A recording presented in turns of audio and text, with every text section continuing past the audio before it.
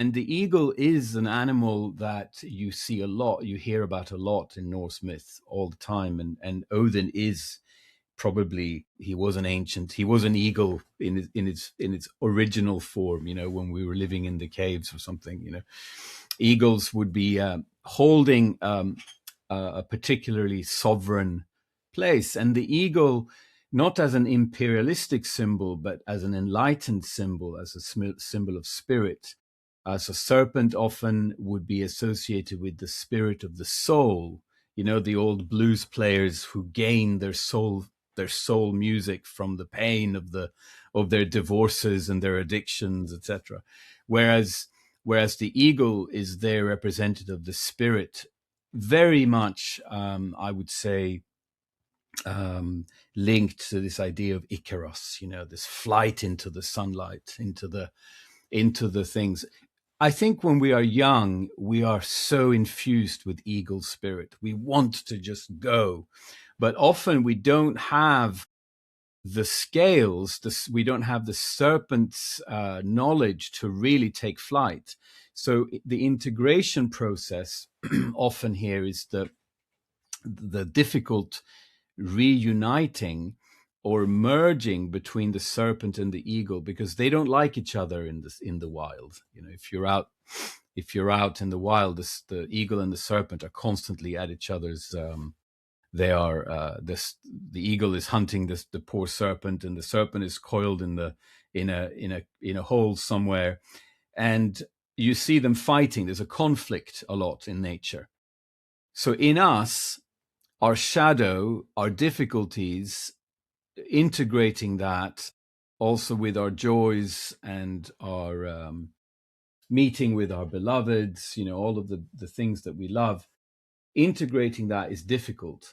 But it is ultimately the process where you have where the initiation is complete in one's life, so to speak, where the shadow has been allowed, it can live without being hidden, without being pushed into the cellar, but where you can view it and in yourself, which is hard enough.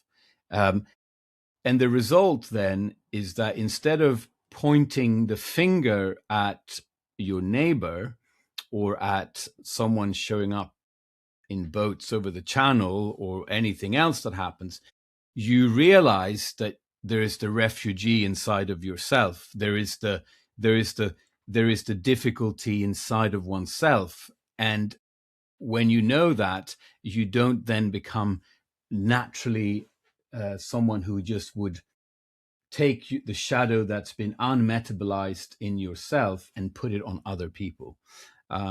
Often religions, you can see, do that very, very openly.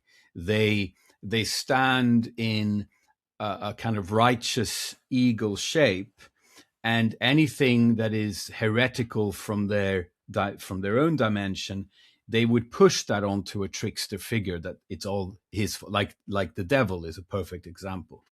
So anything that is othering, which a shadow often is an othering, that becomes, the othering becomes something to that it doesn't belong to our community, it doesn't belong to our church or our temple.